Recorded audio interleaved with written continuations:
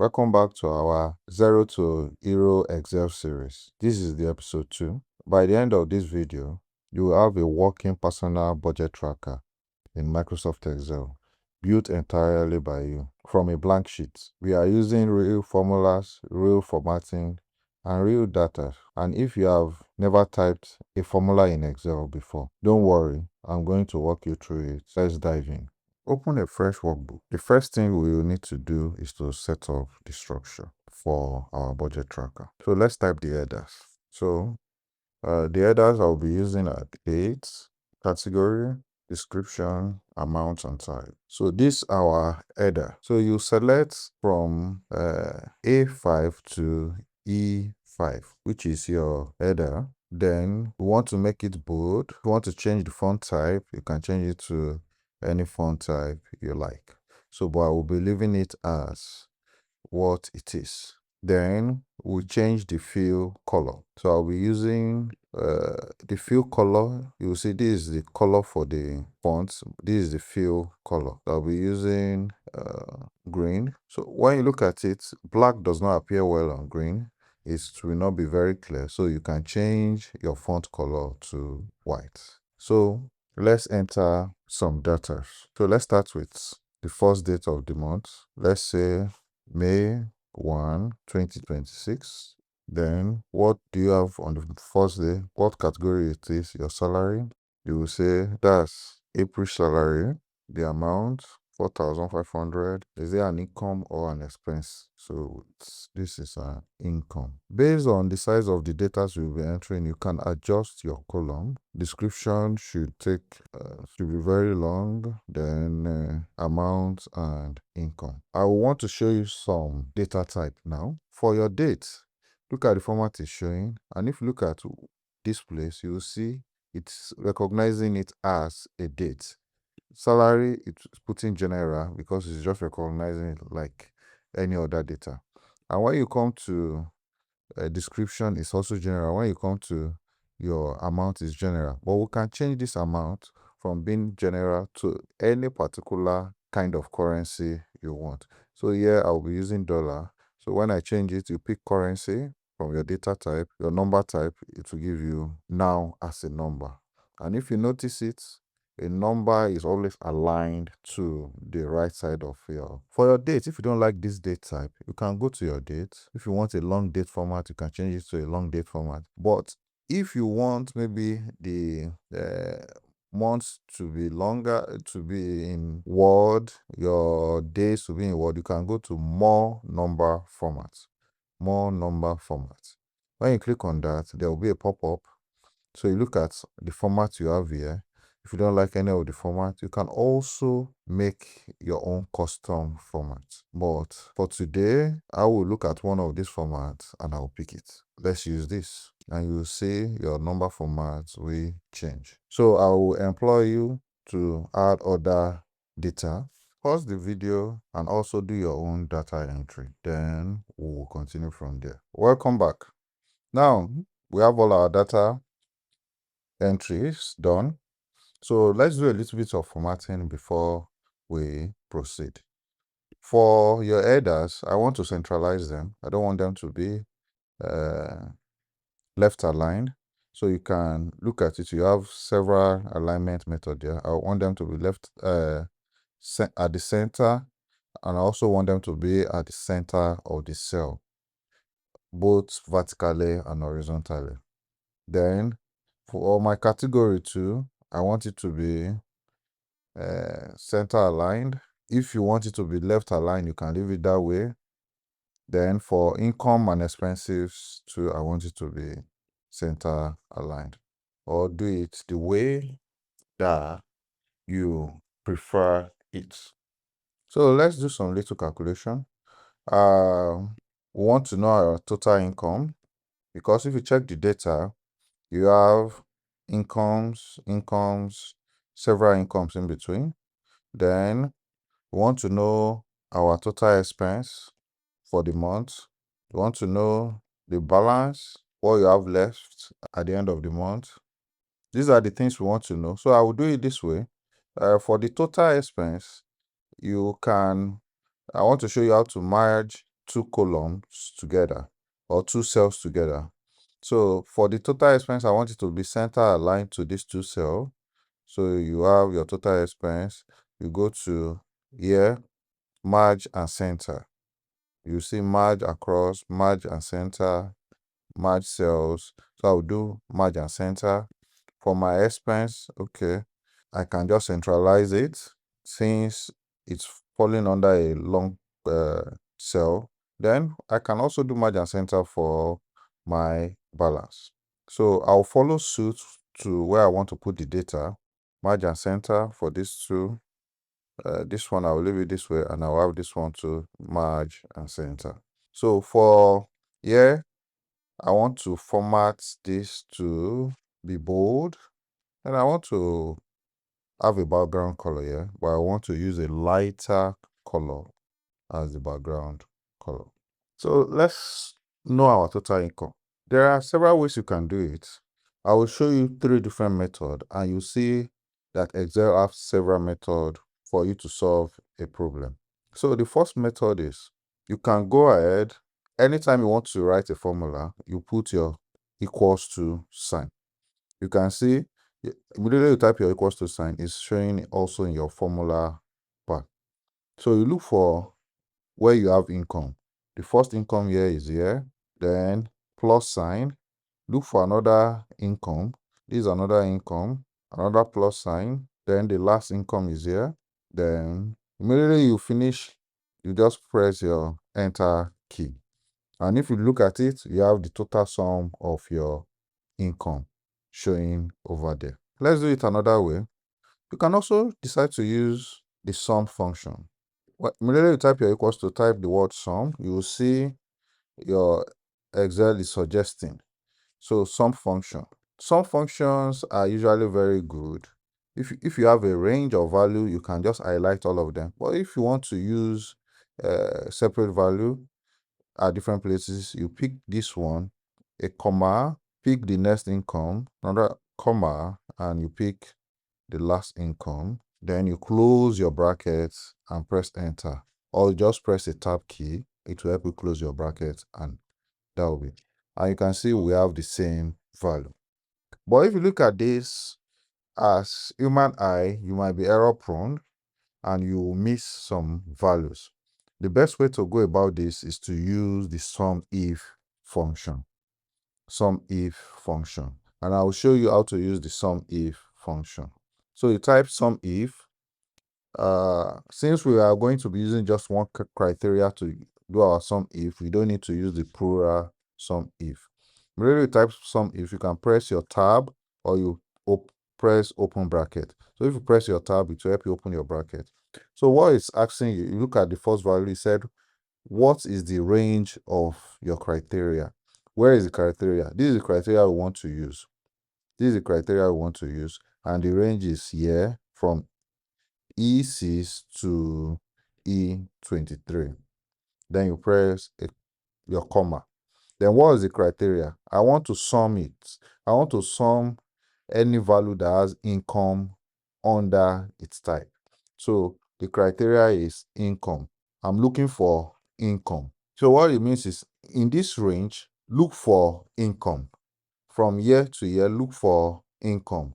Then where do you want to sum the value? I want to sum the value here. So what this means is look at this range. If you see income here, sum the value. Then you close your bracket. And you can see we still have the same value. We will still use the same way for our expense now. The same thing for our expense.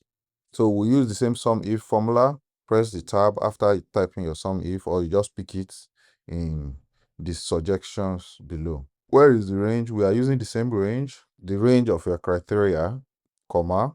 What is the criteria this time? You want to look for expense here. When you see expense here, sum the values here. And if you look at it, my expense value are in negative while my income value are positive. It doesn't really matter. If there is consistency, then it will sum it and give you the right value in the right answer. So look at it. This is the value of our expense. So we have to format this cell as currency or an accounting function. But let's go with currency. So these are our expense, and I want it to be centralized also. Then what's the balance? So the balance you have at the end of the month should be your total income minus your expense. But since we already put our expense in negative value, we will just put total income plus your expense, and you have the balance at the end of the month. So this is a simple budget tracker that you can also build by yourself. What if you want to know your category breakdown? Which category of your expense is taking more from your monthly income? How do we go about that? I would like to show you that before we round up for today. So by the side here, I want to create another table.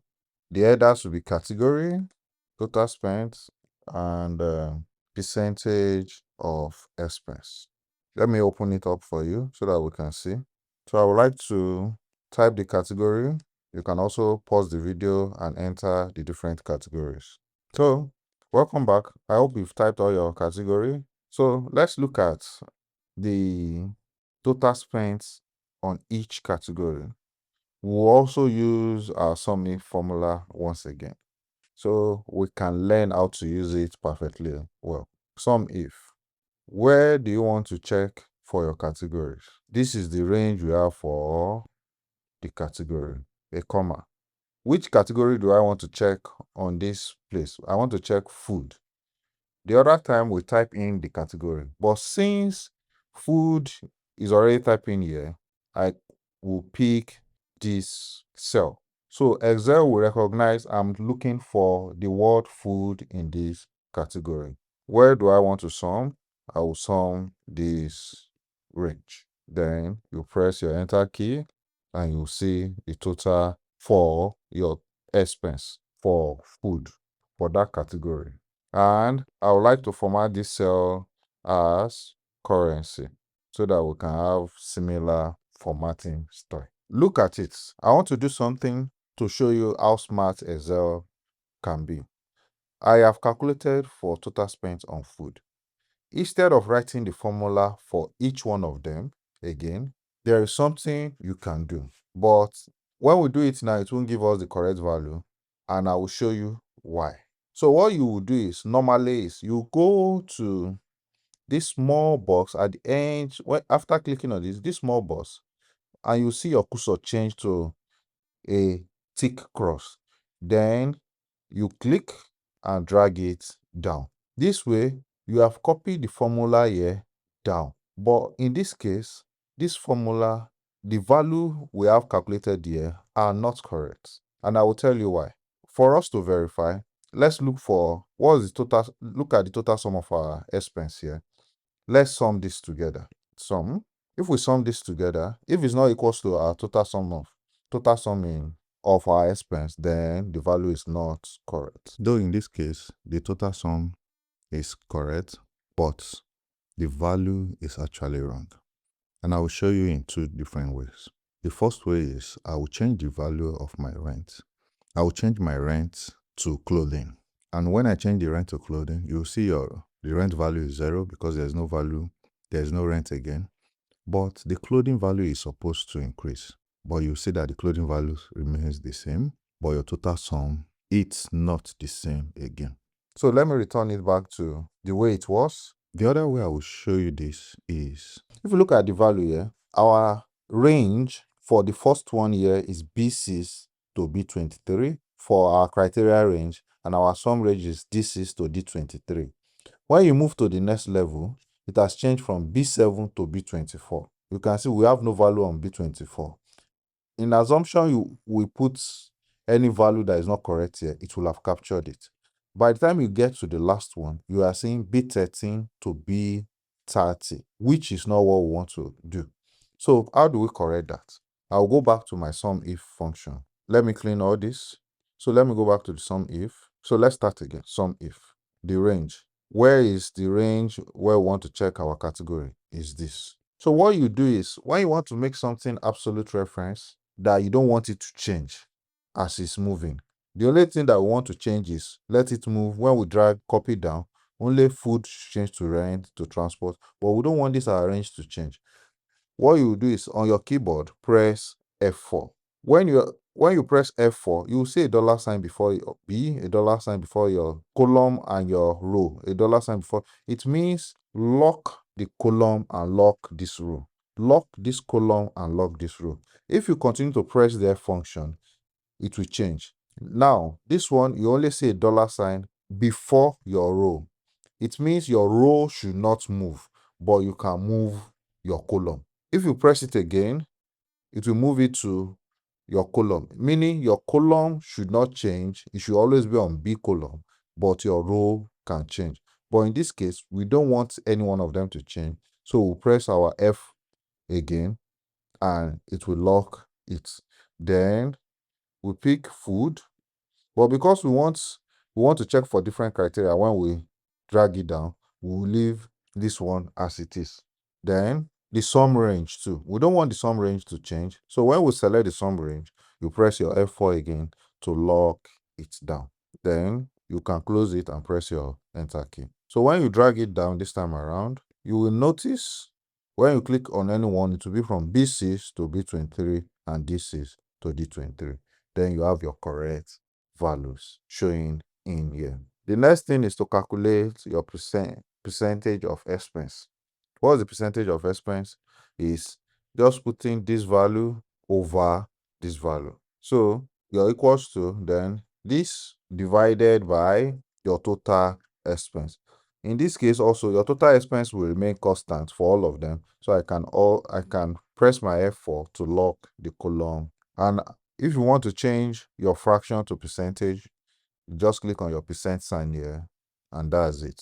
If you want to see fractions, if you want to see it in fractions, look at increase decimal, decrease decimal here. So you can click on increase decimal or reduce decimal. In this case, maybe I want to see fraction. I'll just click on increase decimal. Then you can also drag this down and you will notice C3 cell is the same thing for all of it. You have built a functional Excel tracker. If you have not been following us as we've started since the beginning, now is the time for you to build your own functional Excel tracker. Lay your hands on a blank Excel sheet and build yourself a functional Excel tracker. What I want you to do is try and see if you can get a running balance, like how your fund is reducing. Get a running balance and see how it works. If you have any question or comment, please share with me in the comment section. I will reply to everybody in the comment section. You just built a real world functional budget tracker in Excel. That is a skill you will use for the rest of your life. The template I built in this video is free to download. Link is in the description. Use it, customize it, and make it yours. In episode 3, we are going deeper to formatting.